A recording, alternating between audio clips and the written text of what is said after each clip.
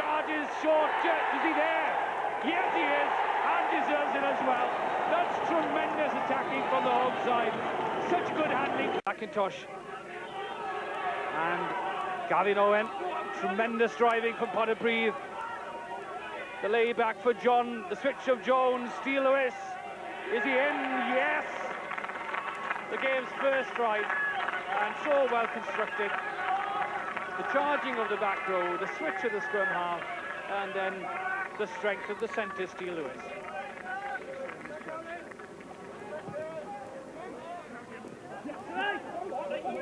Scholar couldn't quite stoop to that. Didn't knock it on, but there was obstruction in front of the ball, over protection. Reese Harris to Nick Jones. Daniel Hughes to make something out of this though. Still going. Last gasp tackle. Desperate stuff. It's on its way for Paul John. Can he just get there? Support well answered by the ever-ready McIntosh, whose presence of mind and deft touch brought the reward for Neil Jenkins, another eager to impress the West. Outnumbers attack, how to make the best use of the long pass. Steele Lewis, the creator, Darryl Hughes, the recipient and try scorer.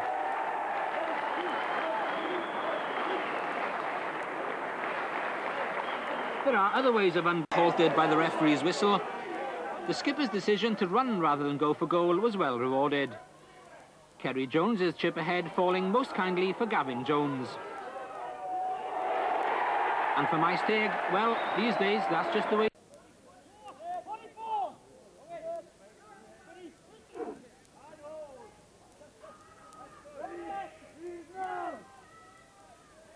Do Pontypridd want to use some wider options? Here's Paul John. Referees, it points out that the opposition back row had broken off. The scrum is then weakened, and that's why they're then walking it upfield. There are problems here for the Treorchy. They're on the zebras.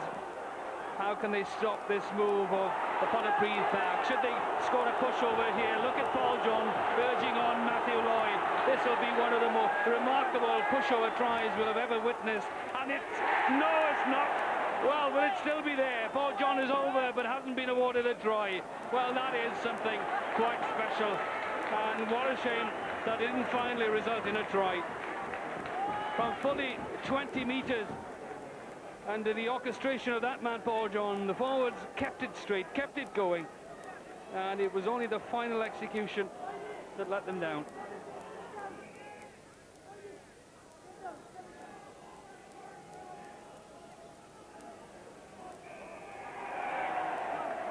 Again, the penalty against Paul Knight for collapsing the scrum. Pulling down Nigel Buzani. And Pontypridd decided the scrum. And no wonder, all they have to do is repeat the previous one.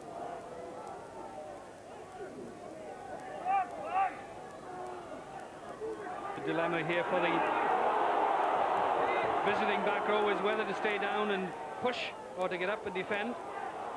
They're up. That's why the scrum is slowly but surely making its way forward. Now, if they collapse, they'll concede a penalty try. It's on its way, and this time Matthew Lloyd does get a try.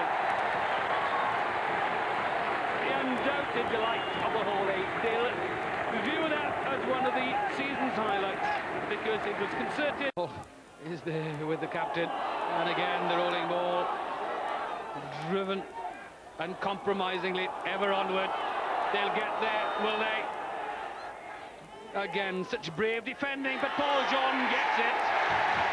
And it seemed as if it had been stifled. The defence had stood its ground, but then as it squirmed out again, he can't avoid these towering Pontypridd line-out jumpers. It was Greg Prosser that time, plucked it out of the air, set up this drive yet again. Almost unstoppable. Just watch Richie Collins. He doesn't want it to go too quickly. He's holding it back, if anything. Now they're all together. It's Greg Prosser in control of it, and they're just walking it there. And surely they'll score here. Yes, it is a try.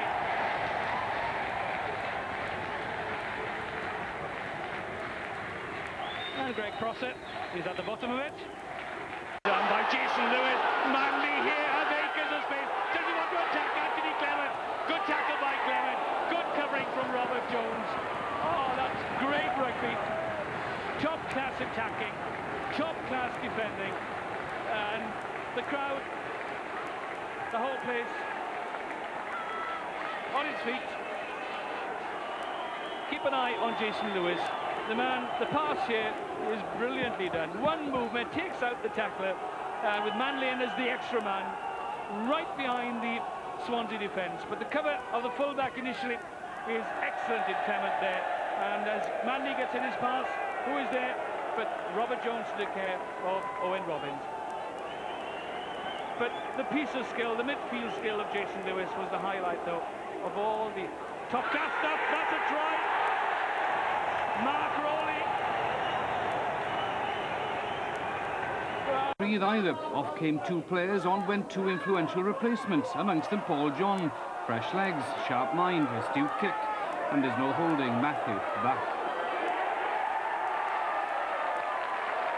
They could do about the situation, the sheer power of the Pontypridd pack, introducing a touch of deja vu from last year's Swaley Cup, when Treorchy was simply blown aside.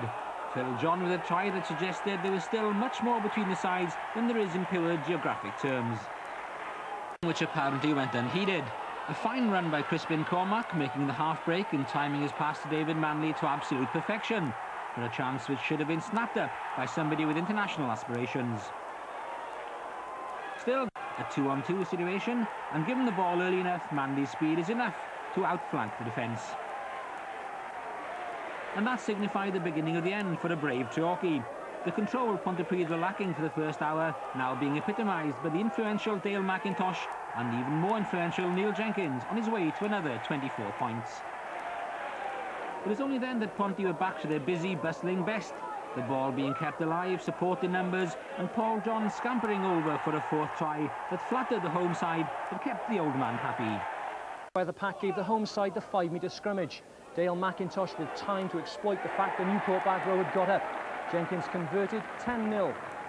Jenkins in his three-quarters just as fast as exploiting the gaps in the Newport defence. Jason Lewis with the dummy and break. David Manley scorching in for that score. Jenkins converted and added two further passes gathered by a grateful Owen Robbins, who runs the ball home from inside the 22 and over the goal line. Converted 28-0. Amplified the way Pontypridd played today. Jason Lewis with the incisive burst and Collins first in support. The work of Phil John and the rest of the forwards exemplary as they keep the momentum going. Good strength and body positions, and all the angles are there to keep that ball alive. And when the release comes, it's the Lewis brothers who are in total harmony, Steele doing the spade work and Jason crossing the goal line. Converted 35-0. Richie Collins was named man of the match for his all-round skill and contribution, and rightly so. But the territory statistics will make frightening reading for the Gwent side, who were penned in their own half most of the second period. And when McIntosh with the inside run and then Paul John overhead pass, you always knew Crispin Cormack would cross. 42-0. The penultimate score that followed and the large points cushion allowed Pontypridd to show their creativity. The midfield switch sucks in the Newport defence, and David Manley's angle run puts in behind the posts. Manley secured his hat-trick with a 1-0 victory to Pontypridd. Cardiff will need to look out on Thursday night. Ponty are fit, focused. Parsimonious of opponents. Still, it was a good one, with Pontypridd's backs sensibly remaining just about in sight of each other for Owen Robbins, an appropriate Christmas. Timing and sleight of hand at its best. Jonathan Mason, the scorer. It's a line-out in a very advantageous position for Pontypridd. A good play by Pontypridd. They're calling short line-outs all the time, keeping the Swansea defence guessing. The flat throw, it's there. The drive is on, and the try! What quick responses from Bazzani, the prop forward. The ball... He wore red to set Pontypridd in the right frame of mind for their forthcoming semi-final clash, and even more obligingly allowed a straightforward three-quarter movement to result in an opening try for Peter Harris. Things slip easily. It was just a matter of finding that successful magic formula once again. The rugged forward play, the probing of skipper Paul John, the inevitable involvement of McIntosh and the pace of Mason, leaving Williams this time the vanquished.